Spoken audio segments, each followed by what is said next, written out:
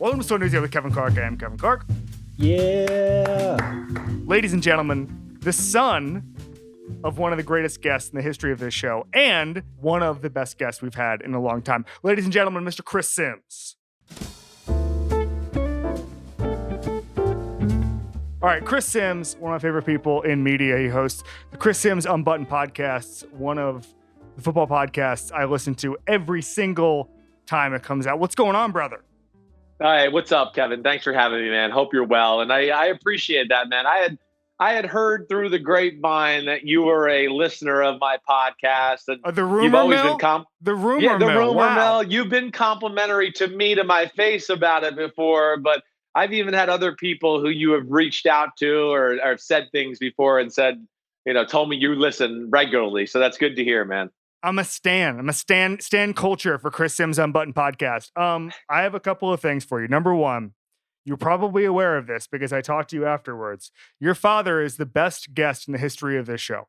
He came on at the Super Bowl and he turned into Don Rickles and he just roasted me for 5 minutes. Yeah, Should I not exactly. say anything nice about him? Just rip his ass the whole time? Yeah, that's exactly right. How can we improve as a host? Quit. Yeah. Yes. Did you wear that jacket in high school? I could have, yes. Why? I'm just wondering. Can you ask me a damn good question? Just at least act like a reporter for a second. We've turned Phil Sims into Jeffrey Ross. We're just roasting everybody. This is amazing. This is what I always do. We've been trying to get him back. It hasn't really worked out. First of all, there hasn't been a Super Bowl radio row release since, but he is number one. Every year we reach out to CBS and we say, Big Phil, it's time. What? Well, you let me know. We can work this. Aaron Rodgers, totally done. Not totally done, but at a point where I tried to explain even with like Brady in previous years, and I think we're finally here with Rodgers, it's not totally done. What's totally done is the version we remember of Aaron Rodgers, the guy that can carry the team no matter what, right? I mean, forever it was, Aaron Rodgers and the Green Bay Packers are coming to town to play us this week. That's how awesome Aaron Rodgers was. Oh, the defense stinks, doesn't matter. They're in the Super Bowl conversation because they got Aaron Rodgers. Right. His ability to carry that team and the offense and all that is unparalleled and up there, of course, with the greatest of all time. He's not capable of doing that anymore. You don't see many off-schedule plays, right, Kevin? You don't see him get out of the pocket, make magic happen. You don't even see him dance around the pocket and make the crazy throws he used to make. So, no, he needs a certain support system, a certain formula now to make it work. He is, this year, the disappointing thing is, and I saw this at the end of last year, is lack of aggressive decisions and, and frame of mind when dropping back to pass, looking for the check down too quick, looking at the pocket and not seeing downfield. Those have been some problems from Aaron Rodgers. But man, Kevin, his arm is still awesome. He's still very smart, understands how to take care of the football for the most part. And I don't think he's done, but the days of him carrying the squad are done. I do think that. Do you think, and I've seen some debate about this, about how much is LaFleur's offense versus how much is the Rodgers-McCarthy offense, and how much of is it even, people talk about obviously the McVay-Shanahan offense, and people are saying, well, we're seeing less and less of that every year. I thought from the past 2 years, the MVP years, that the brilliance of it all, and talking to LaFleur, talking to Rodgers and all of this stuff, was that they were able to mold those two styles together. Agreed. Are we seeing that kind of thing this year? Is it getting worse? Is it getting more McCarthy Rodgers? I mean, one of the things Rodgers told me was that he liked the idea of spreading it out like he did with McCarthy, using his voice to sort of let the defense declare, no motion, all of that stuff. I really think he struggles with the motion. I don't think that. I know that. He likes the West Coast style. Like, what is the best offense for Aaron Rodgers in 2022, and especially this version, Chris? Yeah, I don't know if it's, the best for their team with the way they're playing right now. I mean, you said some great stuff there. I think you're right. The last 2 or 3 years was a great merger of a little bit of both, right? I feel like this year it's swayed more to, no, this is what Aaron Rodgers likes, and we're just going to have to kind of play with this. And we got the young receivers, and, we had some injuries in the offensive line. So, okay, let's just let him have his way. And you're right. He wants to keep things still and then get to the line of scrimmage, and he knows the list of plays he wants to get to at the line of scrimmage, audible to according to what the defense is, and that's his comfort zone. But that might be good for him and his quarterback rating, and pass completion percentage and all that.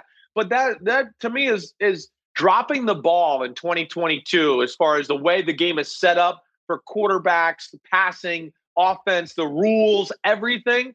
The dink and dunk, we're going to surgically destroy you 3 and 4 yards at a time. It's just, it's too hard to do that now. It's not. And you're seeing the guys that are winning are the guys that make plays. It's Mahomes, it's Allen, it's Lamar, it's Joe Burrow. It's guys that, they're smart, but man, when there's a time to push it down, I don't think twice. I'm going downfield and going to make a play and flip the field position or make a big play and score the touchdown. And right now, that's where, he's missing. And I think it has swayed a little too much into Rodgers' favor as compared to what's best for the team and for LaFleur. So let's take Mahomes out of this. If you've got to take Mahomes, different category. If you're put in charge of a team and magically are gifted any quarterback for the rest of the season, who you're taking right now? Who's got the belt right now? We're saying this guy's playing better than anybody who's not Patrick Mahomes right now. I don't mean, for the next 5 years. I mean, for the next 5 weeks. Yeah. No, you're right. Mahomes is the guy right now. Josh Allen's still the guy I'm going to go with after that. To me, Kevin, and I know Josh Allen, has been, he went through a 2-week period there of like dumb interceptions and what the hell are you doing? I understand that. But I will also say, I don't know if anybody's asked to deliver more for their football team than Josh Allen, and that's where, you got to give a little give and take where, hey, if they're going to make him do everything every now and then, he's going to make a mistake, and he hasn't played his best. But again, you saw what he was capable of last week, again, late in the game. That would throw down the middle to set up the game-winning field goal. I mean, only Mahomes really makes that throw. So I'm still going to go with Josh Allen. I mean, 3 weeks ago, I would have said Josh Allen's the MVP of the league. And then he kind of struggled, and Mahomes has stayed, good and consistent to where he's in the leader house, as I joke around and say now. But Kevin, to your point, I think Mahomes and Allen are kind of in their own little next level category. Right. And then you get to Joe Burrow and Lamar and Herbert and that kind of group there that are kind of, working their way up to get to that extra special category those two are in. Is there a guy who's going to be in that category by the end of, let's say, next season? That's not there now? Well, that's a good question. The guy that I think would jump out to me as of right now, just what I saw, what I've been seeing a little as of late, and what I saw on Sunday, like, Trevor Lawrence could be that guy. Ooh. Trevor Lawrence could be that guy that could be a top 5 quarterback. Yeah, I know. It's okay. Yeah, what is that? The gap gets bridged how? Well, the gap gets bridged by just doing what we saw on Sunday a little more consistently. And I don't mean he's got to bring the team back by 9 every week and make that happen. But the one thing, like, we saw, we've seen good game and, oh, wow, that's a great throw. And all these things that go, wait, we think he's got it. He's the man. Last week was the first time I went, wait, I've been waiting for the wow moments of get on my shoulders, get on my back. This is why you drafted me number 1. And I'm going to make some throws here and some plays down the stretch of the game that you might even call the perfect defense. But it just doesn't matter because I'm going to make the play and do it that way. And that's what I saw a little, I've been seeing little smidgens of it here and there in every game. Last week, I saw it for 4 quarters. And then at the end of the game, he made some of the damnedest throws. And then you add that with his size and his speed, and he's learning to play in the pocket better, Kevin. He was spoiled at Clemson. He could sit there all day in the same spot and never have anybody around him. Now he's moving around in this sweet spot. He's staying in throwing position all the time. His mechanics, Kevin, my one issue with him coming out was he could throw an out route 10 times and throw the ball 8 different times in those 10 throws. And that would lead to the ball being a little all over the place. He's honed that in. And then just even like, Clemson spoiled him in, hey, when coach calls the play and the first read, he's always open here at Clemson. I just throw to the first guy. And he got to Jacksonville and he'd be like, hey, first guy, where are you? And now he's boom, boom, boom, boom, right across. And that's what I'm saying. So we continue to see that. He is the type of guy here that could inject himself into that conversation. Let's go some rapid fire. I did some research on you, and here goes. Number one, you have claimed you've only read one book in your life about the JFK assassination. Who did it? Well, unfortunately, the U.S. government did it, right? Now, whether that's CIA, FBI, I think it's a little bit of a collaboration there for a lot of different reasons. It was a team turnover. It was a coverage staff. It was a coverage staff. He was pissing people off. Yeah. He was challenging J. Edgar Hoover. He challenged the CIA and privacy rules. He didn't want to go to war with Cuba and start all of that or start World War III. He was trying to end monopolies and big business and issues like that. He used the mafia to help him get elected and then kind of turned his back on them and tried to screw them over. So he made some enemies while trying to make the country better. And there's no doubt if you read this one book, the only book I've ever read, and I am really into this subject, I think you would come away with it, and this is documented stuff, where you'd go, it's kind of hard to believe that this isn't an inside deal and he was set up to be killed by our own country. So no other book has piqued your interest?